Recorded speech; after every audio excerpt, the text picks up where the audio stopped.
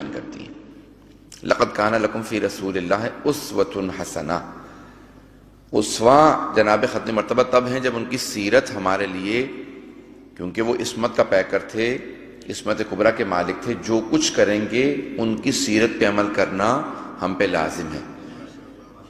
کچھ چیزیں ایسی ہیں کہ جو ہماری پہنچ سے بہت بالا تر ہیں، کیونکہ وہ معصوم ہیں، ہم غیر معصوم ہیں، تو اس لیے ان کی بہت سی چیزیں ہمارے لیے قابل پہنچ نہیں ہیں۔ مثال کے طور پہ ان کی زندگی کے وہ تمام اعجاز، وہ معجزات جو انہی سے وابستہ ہیں، وہ ہمارے لیے قابل عمل نہیں ہیں۔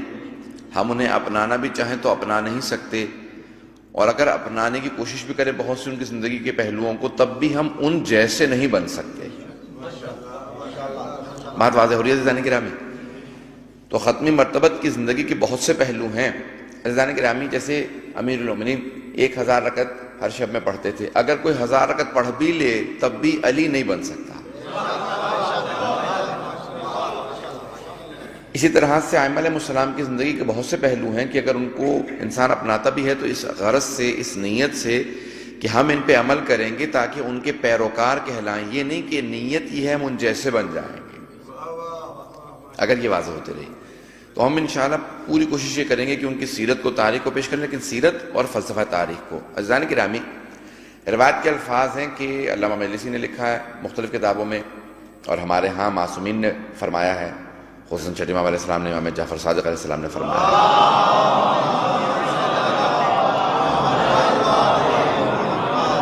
ہے کہ جب جناب ختم مرتبت کی دنیا میں آمد ہوئی تو جیسے ہی آپ کی ولادت ہونا تھی اور آپ کا جو وہ نور تھا اس کا ظہور ہوا اس پوری دنیا کے اندر، تو پوری دنیا کے اندر ایک کچھ ایسے واقعات رونما ہوئے کہ خود ابلیس کو سوال کرنا پڑا اپنے تمام شیاطین سے کہ کیا بات ہے، کون سا ایسا دنیا میں حادثہ ہوا ہے کہ جتنے بھی ہم نے شرک کے اڈے بنا رکھے تھے اور ہم چلا رہے تھے وہ سارے شرک کے اڈے رک گئے ہیں۔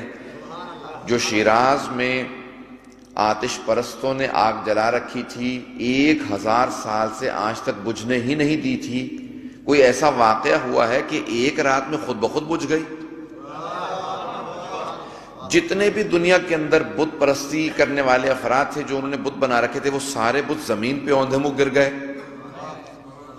جتنے بھی شرک کے دنیا کے اندر مرکز تھے جو فساد کے اور اللہ سے دور کرنے کے لیے مراکز بنائے گئے تھے، وہ سب کے سب ٹوٹتے نظر آ رہے ہیں۔ اس نے کہا معلوم کرو کون سا واقعہ رونما ہوا ہے، تو اس کے بہت سے چیلوں نے یہ کہا کہ مکے کی سرزمین پہ نبی آخر الزماں کی آمد ہو گئی ہے۔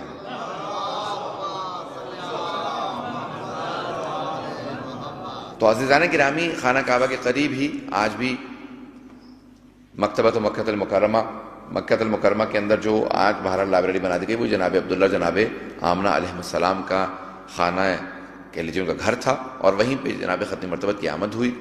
اور کہا جاتا ہے کہ بس اس گھر کے اندر آنا تھا، محسوس یہ ہوتا تھا کہ جب آپ کی آمد ہوئی ہے تو تمام آلائشوں سے پاک تھی۔ اب اللہ سبحانہ و تعالیٰ بعض اوقات کس چیز کو ایک اعجاز بنا کے پیش کرنا چاہتا ہے، تو حضرت ام ایمن جو جناب ختم مرتبت کی بھی ولادت کے وقت موجود تھیں، وہی جناب سید الشہداء کی ولادت کے وقت موجود تھی۔ اللہ نے اتنی زندگی دی کہ وہ فرماتی ہیں جو میں نے پہلے کی ولادت دیکھی وہی آخری کی ولادت دیکھی، کہ تمام آلائشوں سے پاک تھی۔ کا جس طرح سے دنیاوی ولادتیں ہوتی ہیں ان تمام چیزوں سے پاک، کا جو بالکل پاک و پاکیزہ دنیا میں آتے ہیں وہ محمد و آل محمد ہوتے ہیں۔